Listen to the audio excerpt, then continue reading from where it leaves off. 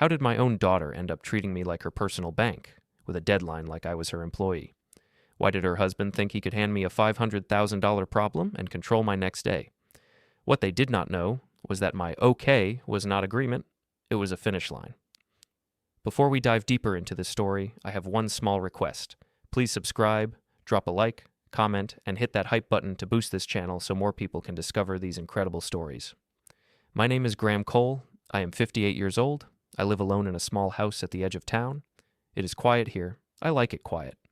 I used to think quiet meant safe. My mornings are simple. I wake up early, I make coffee, I wipe the counter even when it is already clean. That habit stayed with me from my old job. I worked in bank risk for a long time.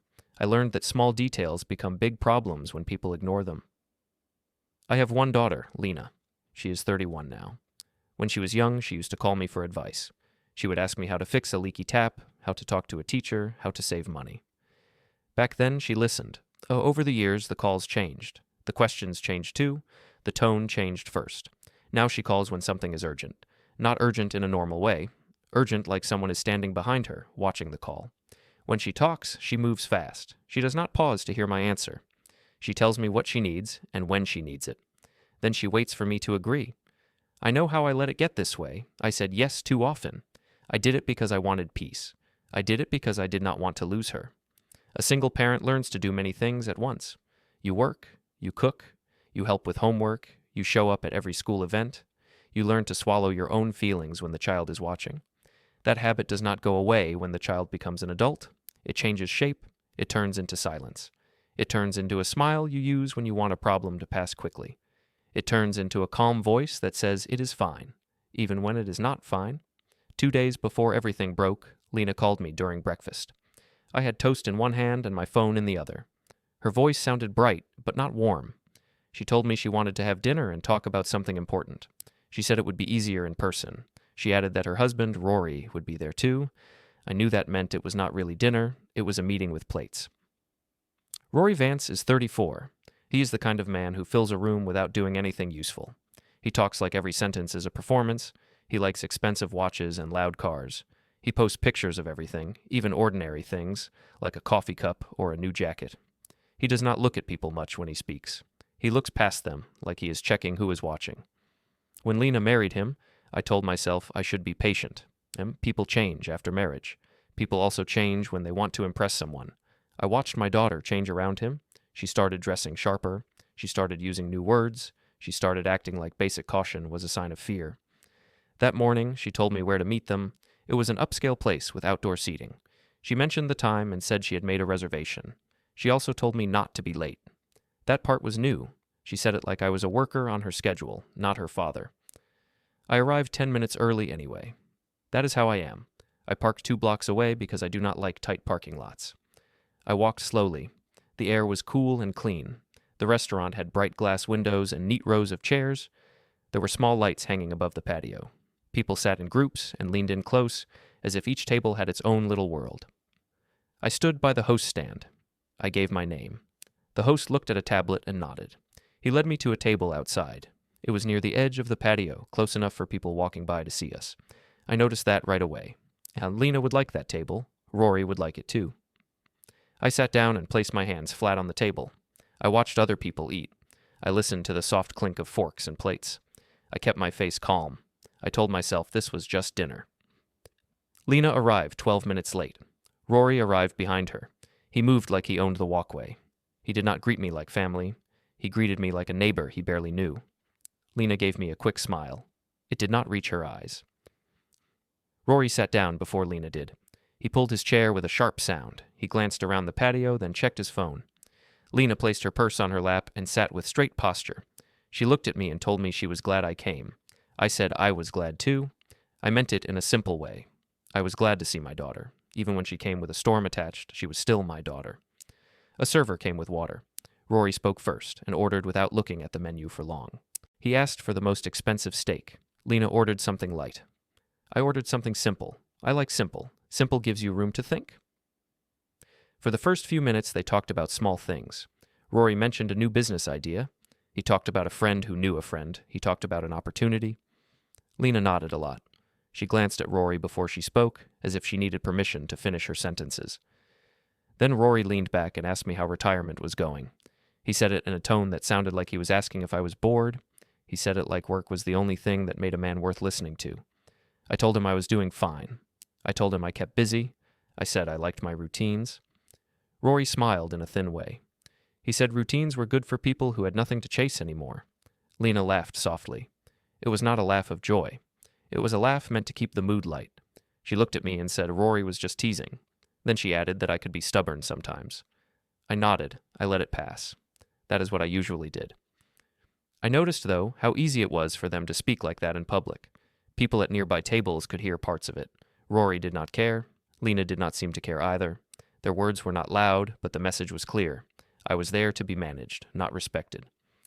When the food came, Rory ate like he was in a hurry. He talked while chewing. He told stories about people I did not know. He made jokes that landed on me. He said I was old-fashioned. He said I did not understand how modern money worked. He said the world belonged to people who took risks. I did not argue. I asked one calm question about what kind of risk he meant. Rory waved his hand and said it was too complicated to explain. Lena smiled again and told me I worried too much. I took a sip of water. I felt the cold glass in my hand. I watched the sun reflect off a window. I kept my face neutral. I knew that if I pushed back, they would call me difficult. If I stayed quiet, they would call me easy.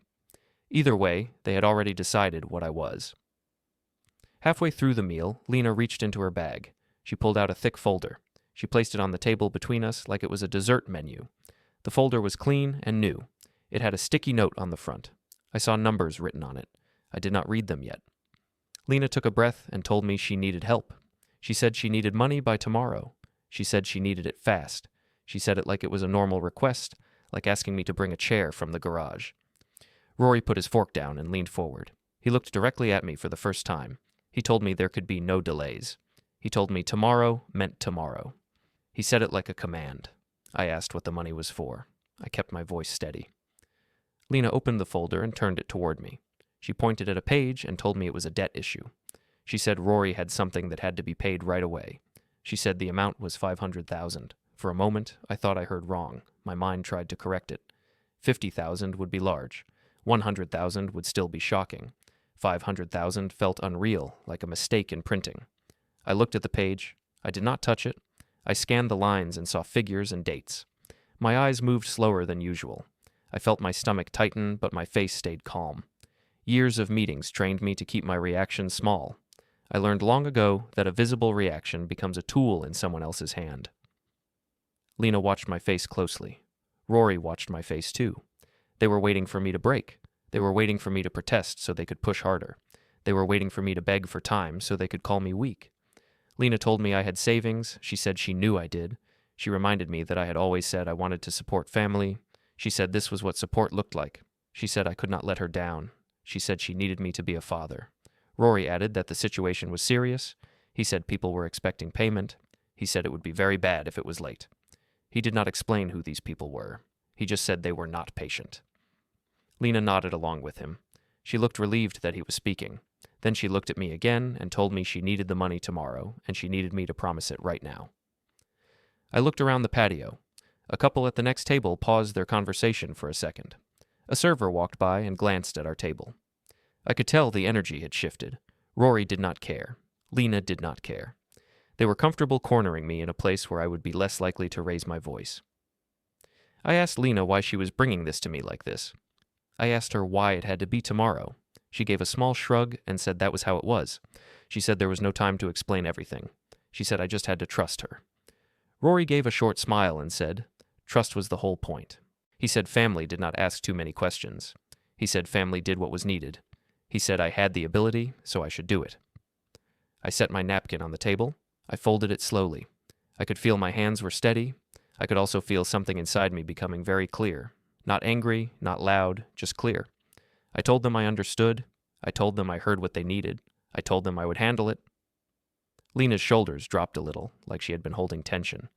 Rory leaned back and looked satisfied. He picked up his phone again. He started talking about what time they would come by my house tomorrow. He spoke as if the deal was already done. Lena nodded and said she would be there too to make it easier. I finished my meal quietly. I did not argue. I did not plead. I kept my voice even and polite. When the check came, Rory let it sit in the middle of the table for a moment, as if waiting to see if I would reach for it. I did not. After a pause, he paid with a card and made a comment about how it was good he could take care of things. I thanked them for dinner. I stood up. Lena hugged me lightly, like a formal greeting. Rory gave me a quick pat on the shoulder that felt more like ownership than kindness. I walked away without looking back. On the sidewalk, the air felt cooler. The street noise sounded normal again. I reached my car and sat in the driver's seat. I held the steering wheel with both hands for a moment and looked straight ahead. I told myself I would handle it. I just did not handle it in the way they expected. The drive home from that restaurant felt longer than it was. I kept both hands on the wheel. I did not play music. I did not call anyone. I listened to the sound of tires on the road and the quiet rattle of the air vents. When I got home, I went straight to the kitchen. I poured water and stood by the sink. I did not drink right away. I looked at the small scratch on the counter that has been there for years. It came from a day Lena pushed a chair too hard when she was a teenager. Back then, she apologized right away. I remember that because it mattered to me. It was a sign of care. Now, when she bumps into my life, she does not apologize. She expects the house to move around her. I sat down at the kitchen table and tried to trace the steps that led to this moment. It did not start with $500,000. It started with little things that felt harmless. After Lena finished school, she moved into her first apartment. I helped with the deposit. I did not mind. I told myself it was normal. She thanked me and cooked dinner for me that night. She took a picture of the meal and posted it. The caption was about new beginnings. My name was not in it, but I did not care. I was still in her world. Then she met Rory. At first, he was polite to me. He shook my hand firmly. He called me sir and asked questions about my work. He said he respected people who were careful with money. He said he wanted to build a future with Lena. I believed him because I wanted to believe him. The shift came slowly. Rory started acting like every conversation was a contest. If I said something simple, he made it sound old. If I offered advice, he treated it like a joke. Lena began to repeat his tone. She used to lean toward me when I spoke. Later, she leaned toward him. When they got engaged, I paid for parts of the wedding. Not because they forced me, but because Lena looked at me with the same eyes she had as a child. She told me it would mean a lot. She told me it would bring everyone together. I told myself it was one big cost, and then things would settle. Things did not settle. A few months after the wedding, Lena called and said they were short on rent. She said it was a one-time issue. She said Rory was waiting on a payment and it would arrive soon. I sent money. She thanked me quickly. Rory did not speak to me at all. Then it happened again. This time, the reason was a car repair. Then it was a business setup fee. Then it was a credit card bill that had unexpected fees. Each time there was pressure. Each time there was a deadline. Each time, Lena sounded more stressed and Rory sounded more sure. When I asked questions, Rory would cut in. He would say the details did not matter. He would say I was making it hard. He would say I did not understand how people grew in the modern world. Lena would tell me to stop worrying. She would say Rory had it under control. She would say I was turning a simple favor into a lecture. I learned that if I spoke too much, they punished me with distance. Lena would stop calling for weeks. She would ignore my messages. Then one day she would appear again with a bright voice and a new crisis. That pattern trained me. It made me careful with my own words. There were also small public moments. I noticed them, even if no one else did. One time we met for lunch at a small cafe near her condo. Rory showed up late, like always. He acted like it was normal. He sat down and immediately talked about a new plan. He spoke loudly so the nearby tables could hear. He told a story about a man who played it safe and lost his chance. Then he glanced at me as if I was the example. Lena laughed. She said Rory was bold. She said she loved that he was not afraid. She looked at me and told me I should loosen up. She said I lived like I was waiting for life to start. I did not raise my voice. I just asked what the plan was this time. Rory told me it was complicated. He told me the numbers were too big for normal thinking. He said he had investors and connections.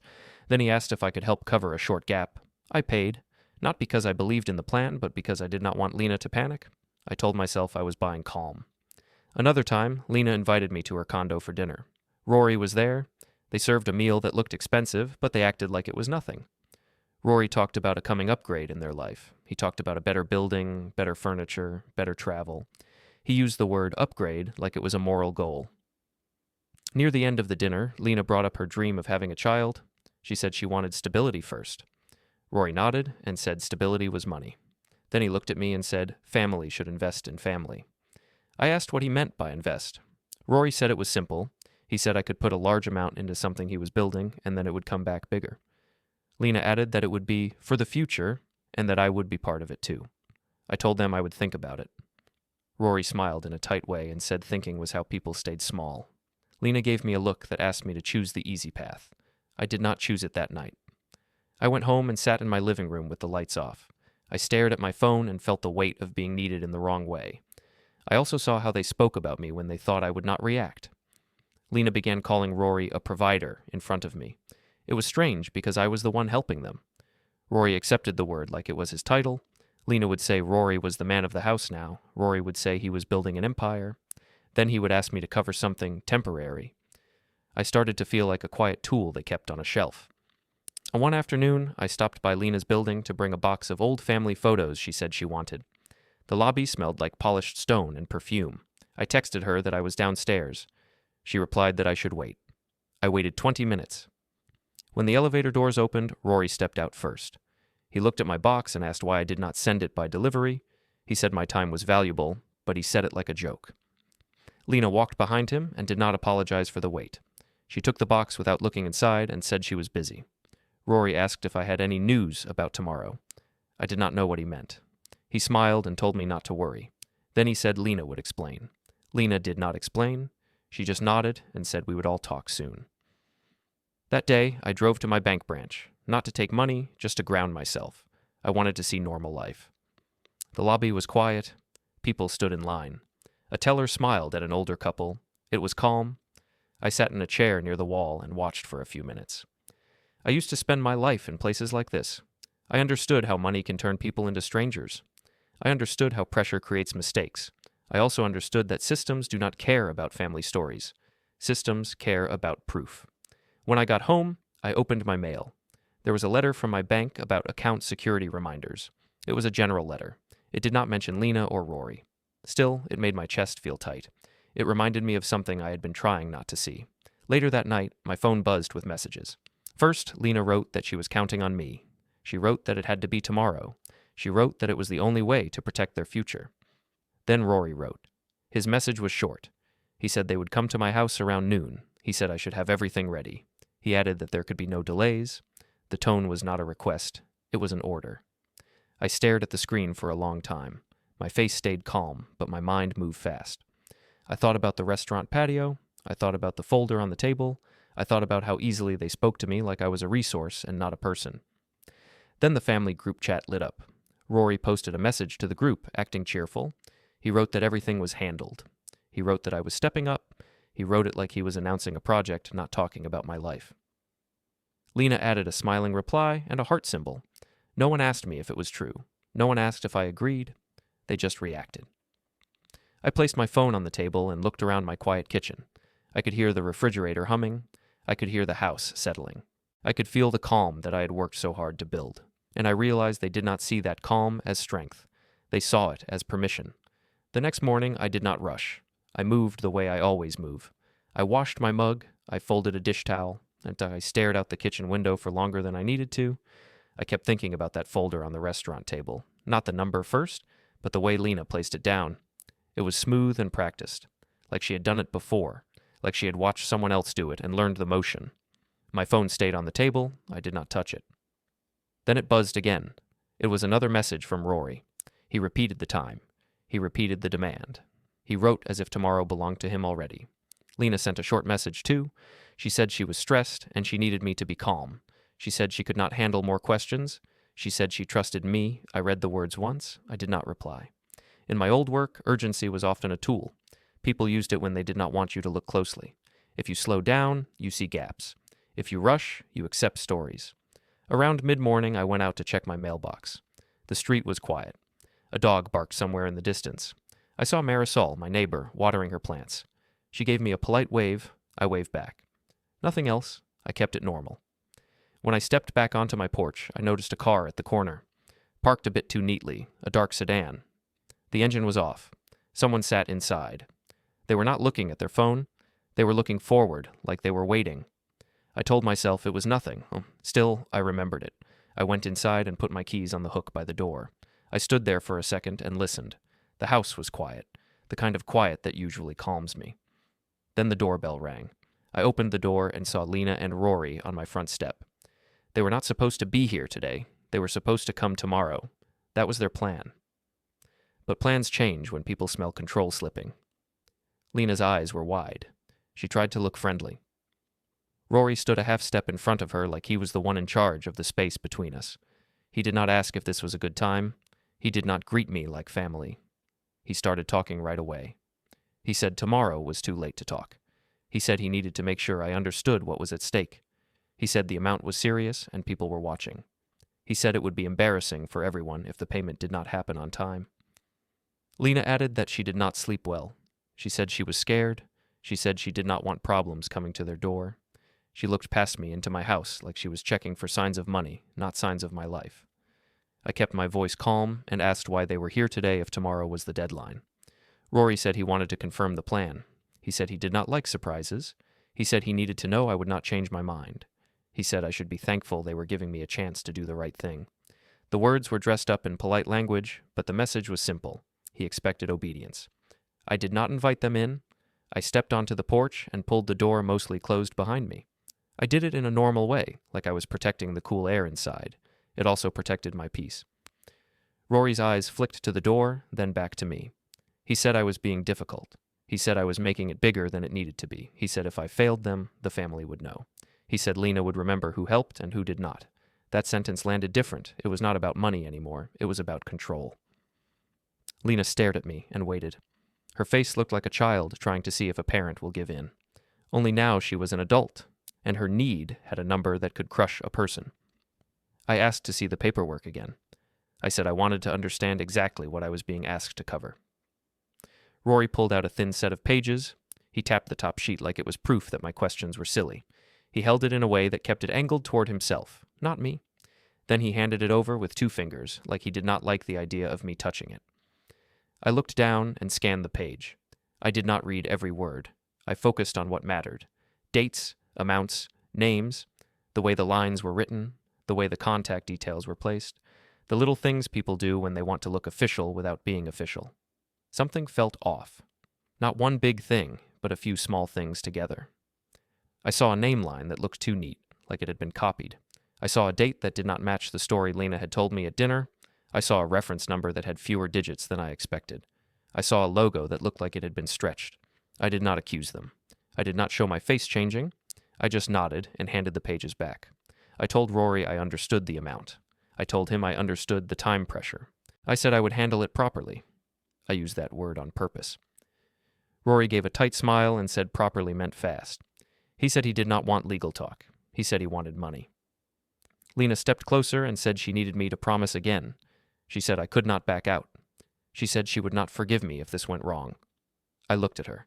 I saw the daughter I raised, and I also saw a person who had been trained to push the right buttons. She knew exactly which words would create guilt. She knew exactly which tone would make me feel responsible for her stress. That was the moment something inside me changed. Not rage, not heat. Just a clean, cold clarity.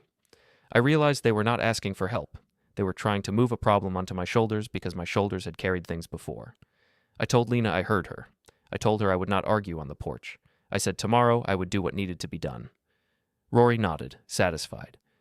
He said he would come at noon. He said he would not wait. Then he turned slightly and glanced down the street toward the corner. His eyes went to that dark sedan. It was a quick glance, but I caught it.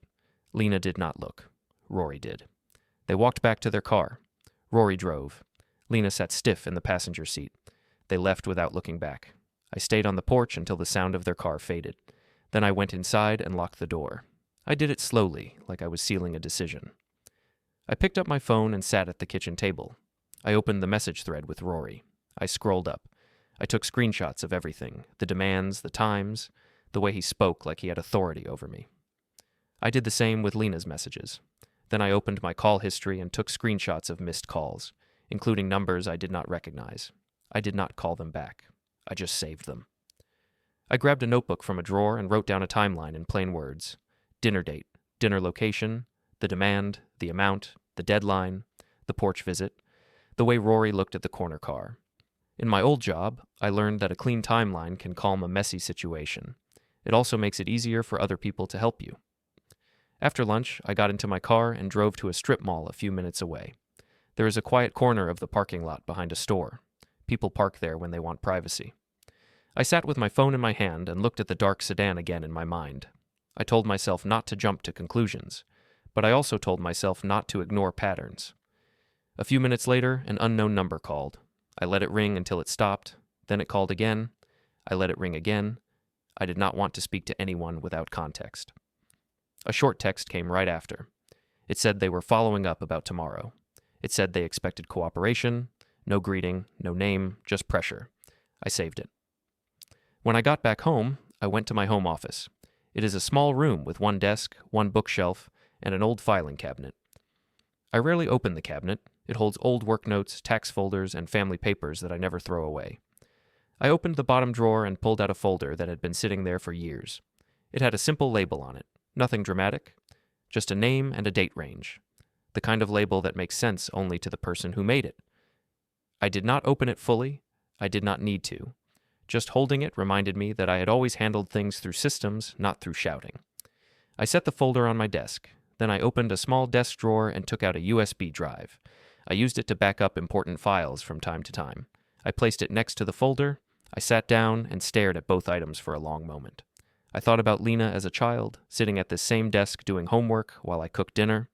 I thought about the years when she was my whole world. I thought about how she learned to trust me. And then I thought about how she looked at me on my porch today, like I was an obstacle, not a father. I picked up my phone and called Asha Patel. She is a lawyer I met years ago through community work. I have not spoken to her much recently. But I remembered her as someone who does not get pulled into drama. When she answered, I told her I needed advice on a family matter involving a large debt demand. I told her I wanted to handle it the right way. I said I needed to protect myself and keep everything clean. She asked a few calm questions. I answered in short sentences. I told her I had messages and a timeline. I told her there were unknown numbers pressuring me. I told her I did not want to make any payments without guidance. She told me not to speak with unknown callers again. She told me to save everything. She told me we would talk in person soon. Her voice did not sound shocked. It sounded focused. That helped me breathe. After the call, I opened my calendar and set a reminder for early morning. I wrote only 2 words: document everything. Then I stood up, walked to the kitchen, and made another cup of coffee. My hands did not shake. My face stayed calm. For the first time in a long time, I did not feel like I was waiting for the next demand. I felt like I was preparing for the end of the pattern. The next day I dressed like I was going to a normal appointment. Clean shirt, simple jacket, nothing that looked dramatic. I did not want anyone to read my face and guess what I was doing. I drove to Asha Patel's office around mid-morning. Her office was in a low building near a row of small shops. Inside, it smelled like paper and coffee. The reception area was quiet. A small clock ticked on the wall. It was the kind of place where people lower their voices without being told. I sat down with my phone and notebook. I did not act rushed. I watched a person at the front desk sort mail into neat stacks. I watched another person walk past with a folder held close to their chest. Everything moved in slow, careful steps. It made me feel steadier. When Asha came out, she greeted me with a calm nod. She led me into a small room with a table, 2 chairs, and a lamp that made the light soft and even. She asked me to tell the story again from the beginning. She said she wanted it in order, with dates and times if I had them. I told her about the restaurant dinner. I told her about the folder, the amount, and the deadline. I told her about the surprise visit on my porch. I told her about the unknown number and the short message that followed. I told her about Rory looking down the street toward that parked car. Asha listened without interrupting. She did not react like a friend. She reacted like a professional. When I finished, she asked to see the messages on my phone. She asked for the call history. She asked if I had any bank notices, any suspicious logins, or any changes I did not request. I told her I had a general security letter from the bank, but nothing else. I told her I had not seen new statements that explained the situation. I told her I had not signed anything for Rory. I told her I had not agreed to any debt in writing. She said I was doing the right thing by slowing down. She said urgency was often used to stop questions. She told me to keep every screenshot, every message, and every missed call. She told me not to argue with them in person. She told me not to send money to anyone who contacted me through unknown numbers. She also said something that stuck in my mind. She said families sometimes confuse love with access. She said access could be removed, Then she asked about my assets in a simple way, like she was reading a checklist. She asked if my house was fully in my name. She asked if I had any shared accounts with Lena. She asked if I had ever made her an authorized user on any card. She asked if I had any automatic transfers set up. I answered each question carefully. I said my house was in my name. I said Lena had no access to my accounts. I said I had helped her with payments in the past, but I had never handed over control. I said I had one old savings account I rarely touched, and I had kept it separate for years. Asha nodded and said that was good. She said it reduced risk. She said I should still speak to my bank, in person, and ask about account access logs and identity checks. She said I should keep my requests calm and factual. She said it was better to ask questions than to make claims. I asked her what I should do about tomorrow. I did not want to repeat the pattern. I did not want to be cornered again. Asha told me to think about 2 goals. She said the first goal was to protect my name and accounts. She said the second goal was to set a boundary that could be enforced. She said boundaries worked best when they were clear and recorded. She told me we would take the next steps through proper channels. She did not explain every detail in that moment. She only told me what I needed to do today: save everything, do not pay, do not meet privately, keep my schedule quiet, keep my phone charged, keep my home secure. I left her office and drove straight to my bank branch. The lobby looked the same as always: soft lights, a line of chairs, quiet voices. It felt like a different world from Lena and Rory's rush. I walked up to the front desk and asked to speak with someone about account security. I kept my voice level. I did not mention family yet. A staff member brought me to a small office with a glass wall. A manager came in with a polite smile. She asked what she could help with. I told her I had received a security reminder letter. I told her I wanted to confirm there had been no unusual activity on my accounts. I told her I also wanted to make sure no one had tried to use my name without my approval. I said I wanted a clear record of who accessed my accounts and when. The manager listened and asked for my identification. She asked a few verification questions. Then she typed for a while. I watched her screen from a respectful distance. I did not lean in. I did not want to look like I was trying to catch her doing something wrong. I only wanted the process to be clean. She told me they could review access logs and recent contact notes. She said some details were not printed on demand, but they could be requested. She said they could also add extra security steps to my profile. She said I could add a note that required stronger verification for any future changes.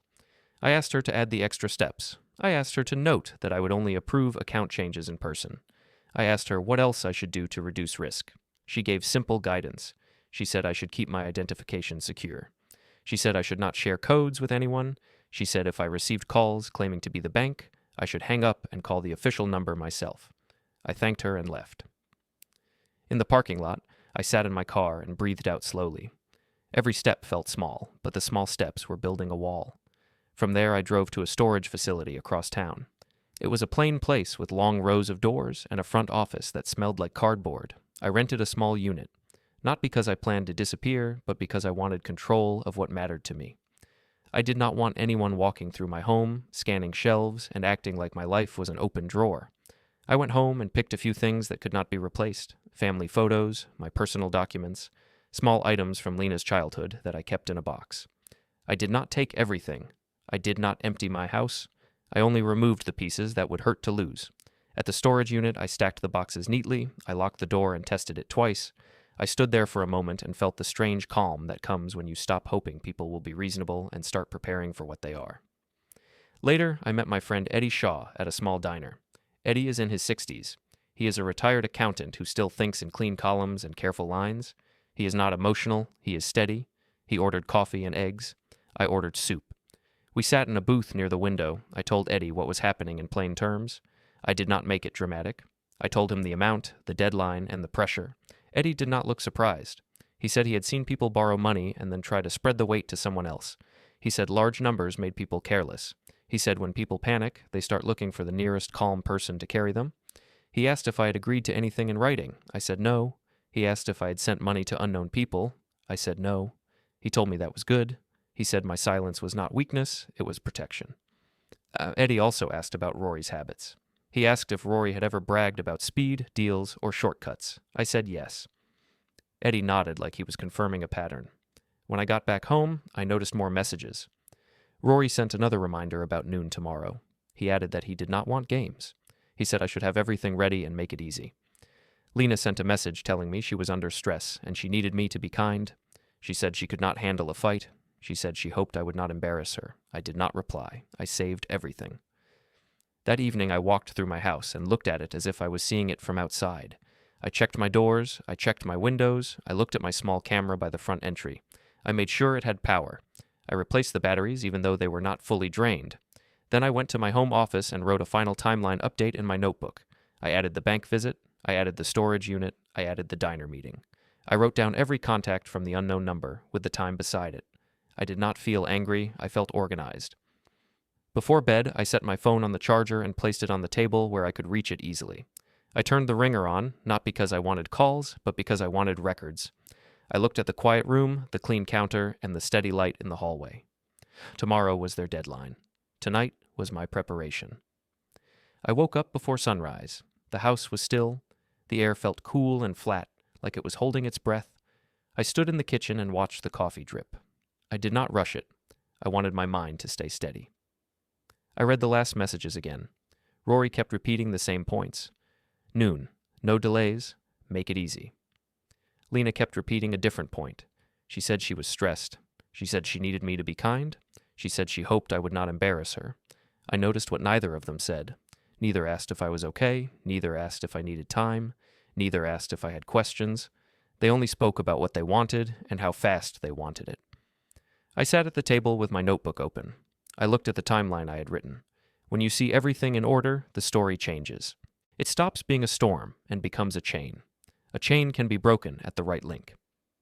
After breakfast, I drove back to Asha's office. This time, I did not wait long. She met me in a small room and asked if anything had changed overnight. I told her about the new messages. I showed her the text from the unknown number again. I told her about the corner car I had seen the day before. I kept my voice calm and factual. Asha told me I was doing well by not replying. She said I should not meet anyone privately. She said I should not hand over money in cash or through unusual transfers. She said if anyone tried to pressure me at home, I should not argue on the doorstep. She said my job was to keep everything clean and recordable. She also asked one more time about my boundaries. She asked what I wanted after today. I thought about it for a moment. I told her I wanted peace in my own house. I told her I wanted my daughter to stop using urgency as a leash. I told her I wanted my name to stay mine. Asha nodded and said she understood. She said we had steps for that. She did not speak in dramatic words. She spoke like a person laying down a safe path in a dark place. We spent a short time going over practical things. She reminded me to keep my phone charged and to keep copies of my records stored safely. She reminded me to keep my language neutral if anyone spoke to me. She said calm words create a better record than heated words. When I left her office, I felt lighter. Not happy, just clear. Clear is better than hope. I drove home and parked in my driveway. I looked at my front door for a long time before I got out of the car. It was a plain door, white paint, simple lock. It had kept weather out for years. Today it would keep pressure out too. Inside, I walked from room to room and picked up small things that mattered. Not expensive items, personal items. A watch my father gave me, a few photos that were not in frames, my passport, my spare keys. I placed them in a small bag and set it by the door. Then I went to my home office and opened the drawer where I keep my important papers. I did not spread them out. I did not lay anything open on the desk. I only checked that everything I needed was in order and secure. I placed the USB drive in my pocket and kept it there. After that, I prepared the box. The box was not large. It looked like something you could find in any supply store. I taped the bottom carefully. I placed a few items inside, arranged neatly. I did not add anything emotional. No letters about feelings, no long explanations. Just a simple package that would speak in my place. On the outside, I wrote a clear instruction in plain language. It said the contents were important and should be read before any calls were made. I did not write any names. I did not add threats. I kept it calm, like a notice on a door.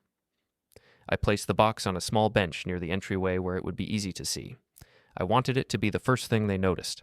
I wanted the moment to be simple and undeniable. After the box was set, I checked the front camera again. I made sure it was pointed correctly. I made sure the timestamp was correct. I tested the view from my phone. I did not do it because I enjoyed the idea of watching people panic. I did it because records protect the truth when voices get loud. Around midday, I received another call from an unknown number. I let it ring. A message arrived right after. It said they were confirming tomorrow and expecting cooperation. The wording felt practiced. It did not sound like family. It sounded like a system built to apply pressure. I saved it and placed my phone face down again. In the afternoon, I went to the storage unit and checked my lock. I did not open the door, I just confirmed it was secure.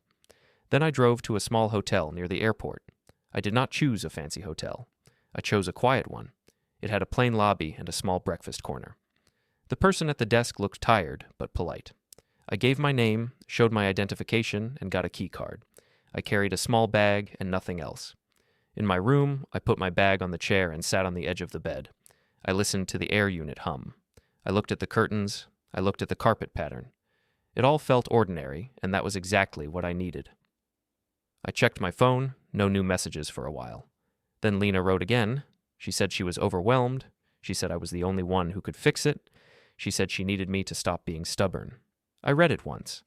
I did not reply.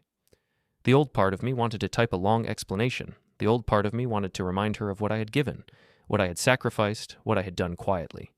But explanations are not boundaries. Explanations are invitations to debate. So I stayed silent. A little later, Rory wrote a final reminder. He said he would arrive at noon. He said he would not wait. He said I should have everything ready. The message carried the same tone as before, like he was training me through repetition. I placed the phone down and stared at the wall for a moment. Then I stood up and washed my hands in the bathroom sink. It sounds small, but it helped. It was a reset. It reminded me that my body was steady even if other people were not. That evening, I walked to a nearby cafe. I ordered a simple meal and ate slowly. I watched people come and go. A family with small children sat near the window. A tired worker stood in line and checked their phone. Life moved around me like a river. My situation was just one stone in it. Back in the hotel, I laid my clothes out for the morning. I set 2 alarms. I charged my phone and a small battery pack. I wrote down one more short note in my notebook. Keep calm, keep records, do not engage. I slept for a few hours, waking once in the night to check the time. I did not feel fear. I felt focus. Focus is a strange thing. It can feel cold, but it also feels safe. In the morning, I checked out early. I drove to the airport and parked. The terminal was already busy. Rolling bags, soft announcements, coffee smell, people in lines, looking tired and impatient. I moved through it calmly. I did not hurry. I did not look around like I was hiding. I was not hiding. I was choosing distance. I bought a coffee and sat in a quiet area near my gate. I placed my bag at my feet and held my cup with both hands. The warmth helped. My phone buzzed once. Then again. 2 missed calls from Lena, 1 from Rory, then another from an unknown number. I did not answer. I did not block them yet. I wanted the record to remain clear for a little longer. I looked at the time. I looked at the people walking by. I listened to the normal sounds of travel. Every few minutes, I checked my phone for updates from the front camera. I did not open anything fully. I only confirmed it was active. As the morning moved forward, I felt something I had not felt in years. I felt that the next hours did not belong to them. They belonged to the systems they had ignored and the boundaries they had laughed at. I took 1 slow sip of coffee and kept my face calm, the same way I had kept it at that restaurant. Only this time, calm was not surrender. It was placement. At 11:52, my phone lit up with a door camera alert. I did not move fast. I did not need to. I opened the live view and saw Lena's car slide into the space in front of my house like it belonged there. Rory stepped out first. He looked around, then walked straight to my front door. Lena followed with a stiff smile that did not match her eyes. Behind them, a dark sedan parked at the curb. A woman got out with a thin folder under her arm. She walked like she was used to people making space for her. Rory knocked hard, 3 times. Then he pressed the bell, then he knocked again. Lena stood slightly behind him, arms crossed, shifting weight from one foot to the other. The woman from the sedan stayed a step back and watched. My door stayed closed. Rory pulled out his phone and called me. I watched his face tighten when the call went to voicemail. He tried again. Lena called next. I could see her lips moving, like she was leaving a message. The woman checked her watch and wrote something on her folder. A minute later, Marisol, my neighbor, appeared on her porch. She did not come close. She just stood with a mug in her hand and watched. Rory noticed her and changed his posture. He straightened up. His shoulders got wider. He pointed toward my door as if he was explaining something important to the world. The woman from the sedan stepped forward and spoke to Rory and Lena. She held up her folder and said something like she had rules. Rory waved a hand like he did not want rules. Lena leaned toward the woman and spoke quickly, like she was trying to keep the woman on their side. Then Rory looked down and saw the box. It sat on the bench near the door, exactly where I left it. It was plain cardboard with clear tape. On top, I had written a simple instruction in thick black marker. Read first. Rory picked it up like it was a package he deserved. He shook it once, as if listening for money. Lena looked at it and frowned. The woman stepped closer, her eyes narrow, scanning for names or labels. Rory set the box on the bench and tore at the tape. He opened the flaps too fast. It was not the careful opening of someone handling something valuable. It was the rough opening of someone who believed the contents were owed. For half a second, his face showed confusion. Then it changed. Lena leaned in, and her eyes went wide. She grabbed one of the papers with both hands and started flipping pages as if speed could change what was written. Rory pulled out a second set of pages and stared at the top line. The woman from the sedan stepped in, took one look, and held out her hand. Rory refused at first, then shoved the pages toward her like he wanted her to deny them. That was the moment the shouting started. Not one clean shout. Several voices at once. Rory's voice was the loudest. Lena's voice rose and cracked. The woman's voice stayed sharp and controlled, but it cut through them like a blade made of rules. Marisol lifted her phone. She did not move closer. She did not need to. The sound carried. On my screen, I could see the first page clearly enough to remember every line because I had read it twice before sealing the box. It was a letter from Asha Patel's office. It stated that I would not make any payment for a debt that was not mine. It stated that I did not authorize any use of my name, signature, or accounts for Rory's obligations. It stated that all future contact regarding this matter must go through legal counsel, and that any direct pressure at my home would be recorded and added to the case file. The box also contained printed screenshots of Rory's messages, the repeated noon demand, the no delay line, the way he wrote as if my time and money were tools for his schedule. It also contained screenshots of Lena's messages, the ones that tried to wrap pressure in family language. Every screenshot had a timestamp visible. Every page was clean and easy to read. There was also a formal notice addressed to the lender's representative. It stated that I disputed any claim that I was a payer, guarantor, or participant.